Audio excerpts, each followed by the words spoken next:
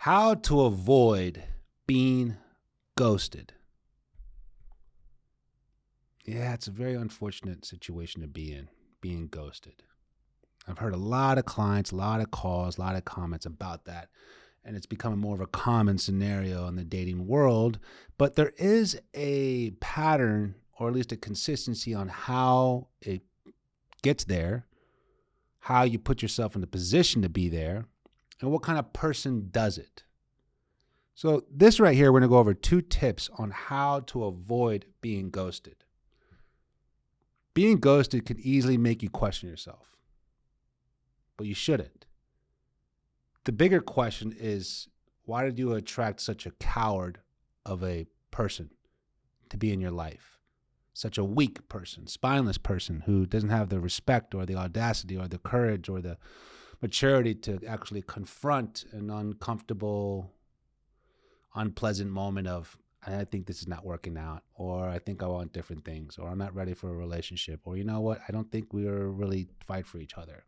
Those are very tough things to say, but respectful things to hear in the sense of just telling me straight up.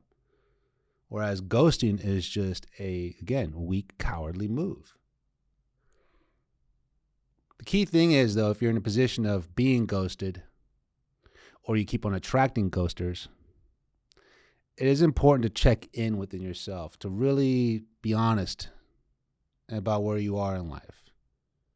Take inventory of how you show up or what you represent or what you allow in the dating world, because I promise you, you're going to start to see patterns in your own behaviors, patterns on what you attract, patterns on what you allow and overlook to actually give a ghoster time to be with someone like you and then take it for granted and ghost you. The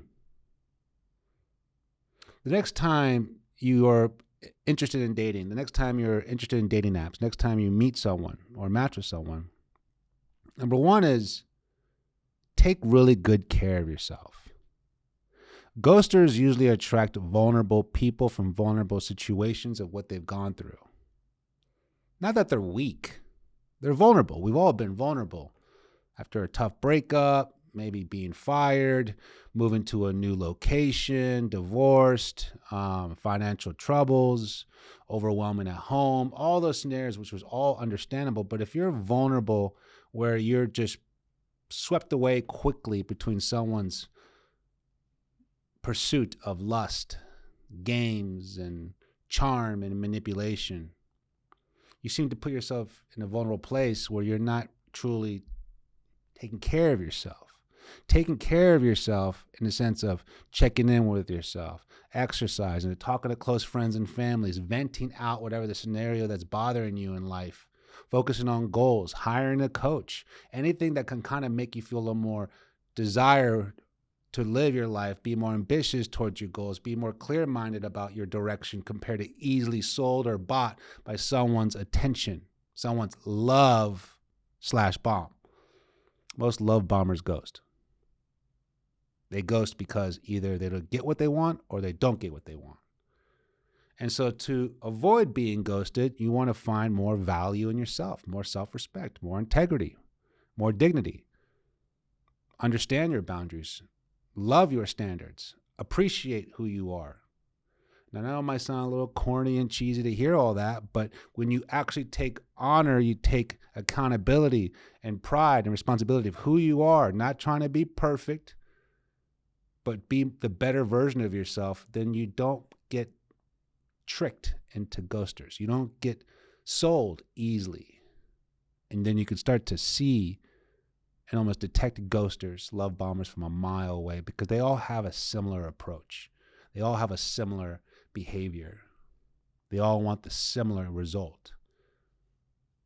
And that way you can avoid it. You can prevent it. You can see how they are. They're always persistently asking for something. They're never listening to your boundaries. They never really want to actually care about what your interest or availability is. They just want it now. And they do it in a very romantic way, charismatic way, complimentary way. And you feel like, oh, this is so nice. This is so sweet. No, they're just pushing because they're chasing lust, not love.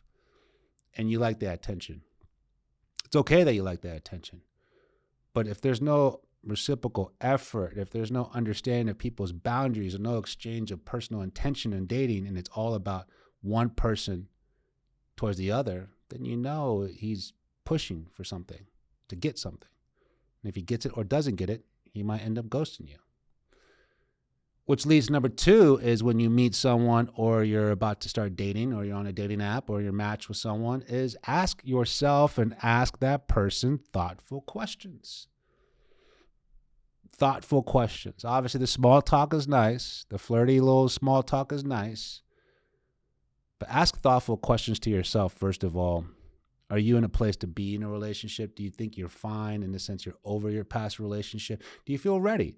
Have you healed? Have you grown? Have you learned from the past relationship to know what it is you don't want, more importantly than actually what you do want? You've learned from your past mistakes. Ask yourself those thoughtful questions. Do you have the time and availability to be in a relationship? Do you have trust issues? Do you have insecurities that are maybe getting to a point of sabotaging your way of dating? And on the flip side, ask that person thoughtful questions. Not immediately like an interview or an interrogation, but ask them thoughtful questions of, what's your intention of being on the dating app? What are you looking for? What do you value the most in dating? Communication, maybe? And that way you're a little more clear. You don't have to be demanding and so blunt, but make it in a playful way. I always say in my coaching calls, just because the situation we're talking about is serious doesn't mean we have to be so dramatic. Let's not be dramatic about the situation. Let's respect the seriousness, but let's understand we want to be resilient in the dating world because it's a numbers game. So have more, not fun, but take it more lightful, because everything's a learning experience. You're always learning about the situation, and take more responsibility on learning what works and what doesn't with yourself. So again, ask yourself and ask that person thoughtful questions, which leads to part 2 of this video. So again, I want you to subscribe to my channel so that way you're informed when my new videos come out. If you have any comments or questions about this topic, leave it out there. I always answer them myself. If you have any interest in a coaching session, I'm always here to help. My name is Coach Andres. Thank you for watching.